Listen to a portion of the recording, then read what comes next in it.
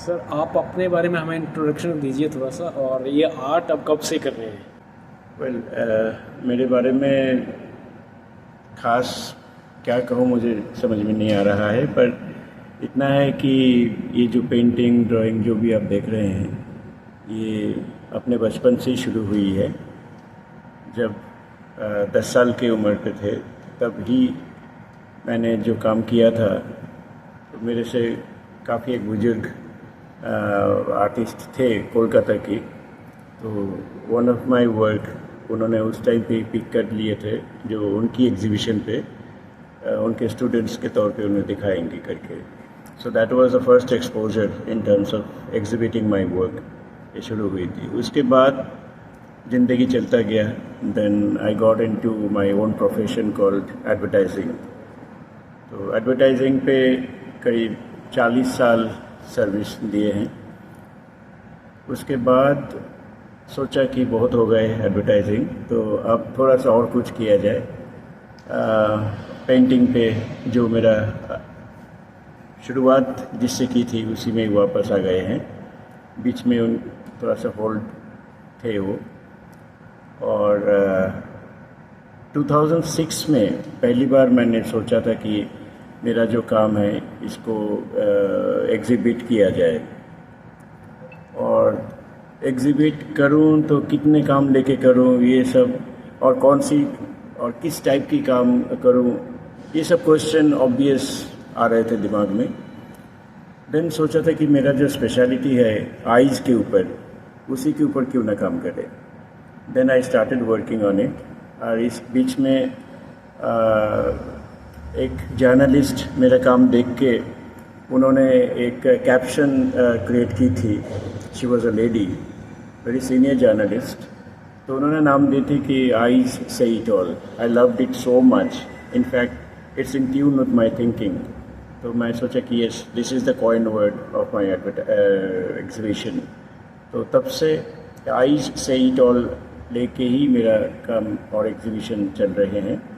May be near future I will have different kind of works which you can see a glimpse there, जो कि portrait से हटके हैं।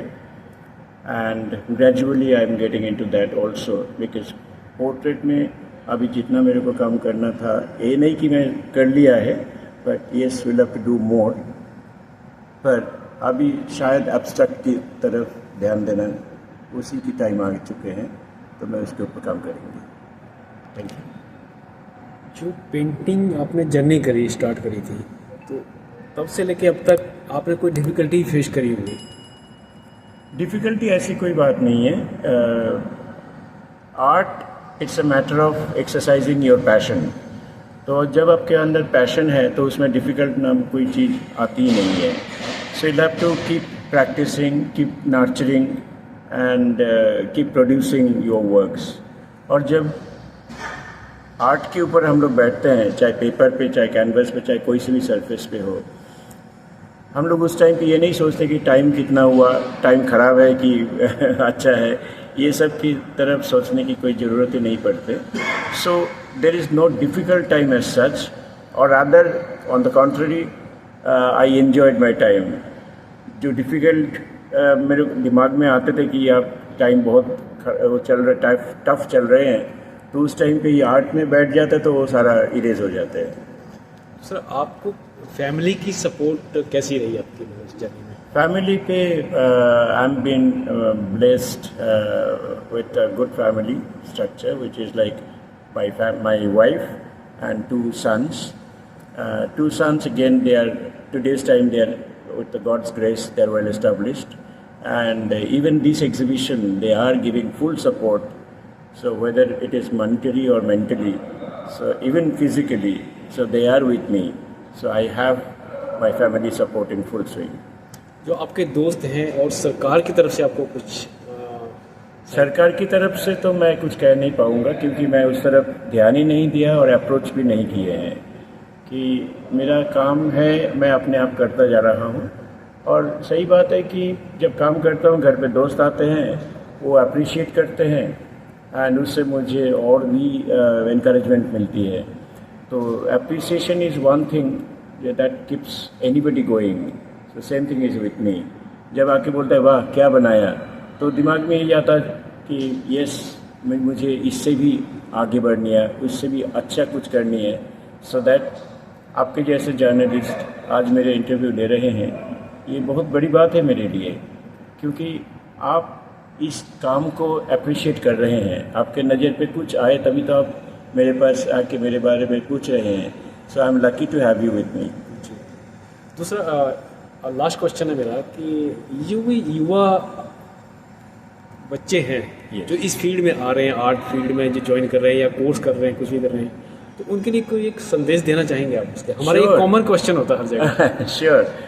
देखिए, art ऐसी एक चीज़ है, it's a never dying activity.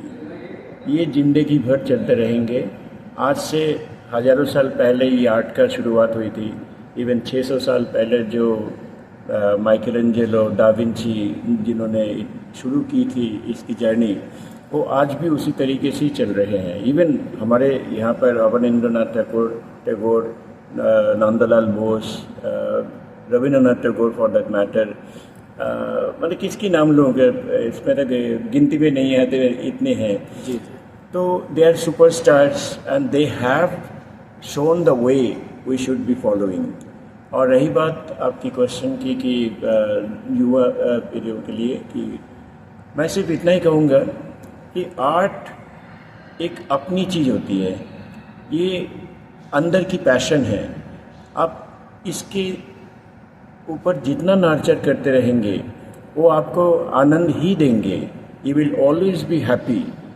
चाहे एक बार अपना आपको खाना मिला, पर बाकी जो खाने का टाइम है वो आपका ये जो आर्ट है वो भरपाई कर देते हैं। तो you are not dependent on anybody, you are your own boss. सिर्फ कीप क्रिएटिंग। आपके काम ही आपका रिकॉग्निशन, आपका काम ही आपका परिचय है। तो आपको अगर ज़िंदगी में कुछ बनने की इच्छा है तो आप पैशन की तरफ ध्यान दीजिए, ना कि मैं ये कहूँगा कि आप लोग जो बड़े बड़े पढ़ाई की डिग्री हासिल करने की जो बात होती है, मैं उसके ऊपर ज़्यादा विश्वास नहीं रखते। आपका पैशन को नर्चर करते रहिए and you will be there. Arts online magazine से बात करने के लिए आपका शुक्रिया। Thank you so much.